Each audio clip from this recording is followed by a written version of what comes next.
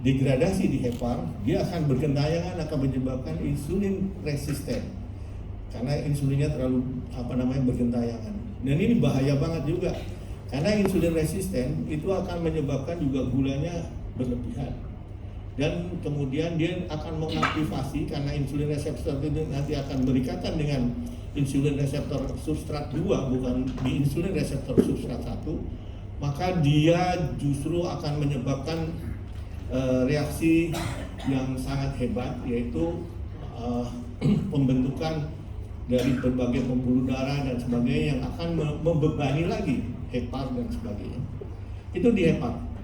Sedangkan kalau kemudian dia masuk ke pankreas, dia akan menyebabkan pembentukan insulin berhenti. Nah, kalau insulinnya berhenti pembentukannya, maka masuknya glukosa ke sel juga bermasalah. Kalau dia kemudian ke tulang, maka kita tahu bahwa tulang itu adalah sumber untuk regulasi kalsium. Kalau kalsiumnya bermasalah, kita tahu bahwa kalsium itu relaksan dari endotel. Kalsium itu setiap 1 mol masuk ke pankreas, maka dia akan ditukar oleh 2 insulin. Kalau ini terjadi, kalsiumnya juga mengalami hipokalsemi, maka kita bisa bayangkan vaskularisasinya akan spasm dan kemudian insulinnya juga nggak diproduksi karena tukaran dari kalsium dengan insulin tidak terjadi. Kalau dia kemudian ke pembuluh darah tadi insulin sudah, dan otomatis kalau pembuluh darah itu misalnya ada di otak, maka di otaknya akan terjadi edema. Kalau pembuluh darah itu ada di misalnya di miokard, maka juga akan terjadi edema di dalam miokard dan kemudian menjadi tamponade dan seterusnya. Inilah yang kemudian menyebabkan dengue itu begitu hebatnya. Dan adalah kalau menurut saya kesalahan fatal kita hanya menganggap bahwa untuk memeriksa dengue itu yang paling perlu diperhatikan adalah trombosit. Salah besar. Kenapa salah besar? Karena trombosit itu sebetulnya nggak terlalu menjadi marker kematian gitu. Nanti yang menjadi marker kematian itu justru leukosit.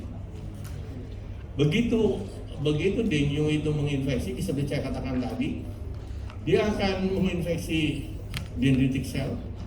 Dia kemudian kita tahu dendritic cell akan memerintahkan leukosit untuk menjadi makrofag-tipe 1 atau makrofag-tipe 2.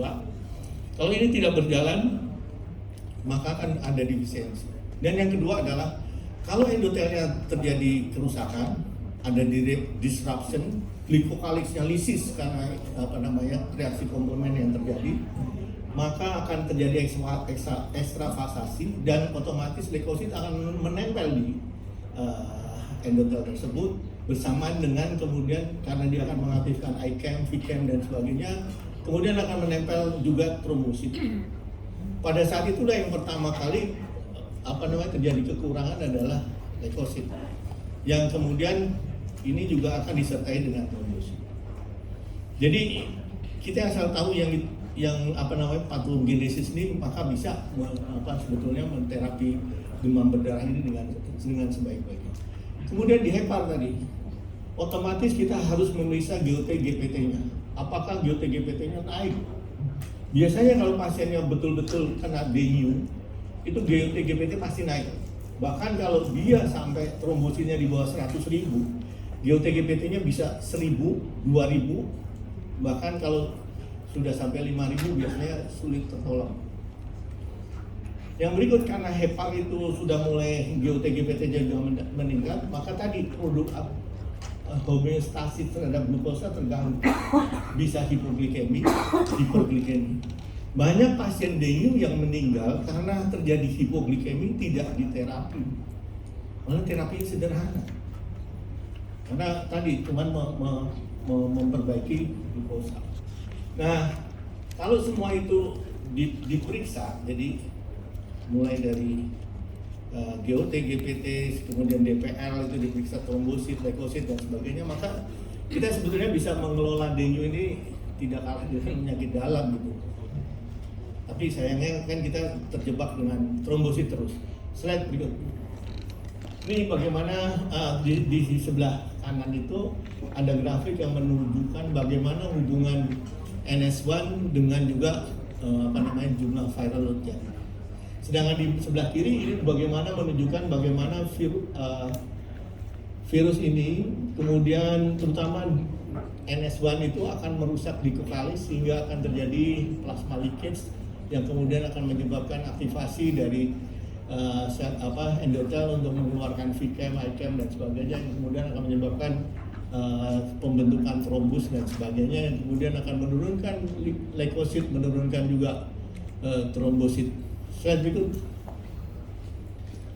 Nah sebetulnya ini kembali lagi seperti yang saya katakan tadi, sehingga pemeriksaan lab itu harus meliputi pemeriksaan gula darah sewaktu, pemeriksaan GOT, GPT dan gamma GT. Kenapa gamma GT? Karena gamma GT ini adalah suatu surrogate marker untuk glutathione peroksidase.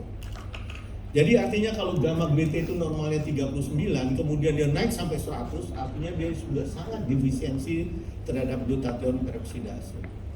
Dan dia harus membutuhkan selenium dan juga membutuhkan N-acetylcysteine sebagai prekursor untuk glutathione. Kemudian kalsium ion. Kalsium ion kan normalnya 1,19 sampai 1,3. Nah itu tolong diperhatikan betul. Kalau memang terjadi defisiensi kalsium, maka tolong diterapi dengan kalsium gluconase. Yang tidak kalah penting adalah tadi DPL, bagaimana leukopenia dan trombositopenia.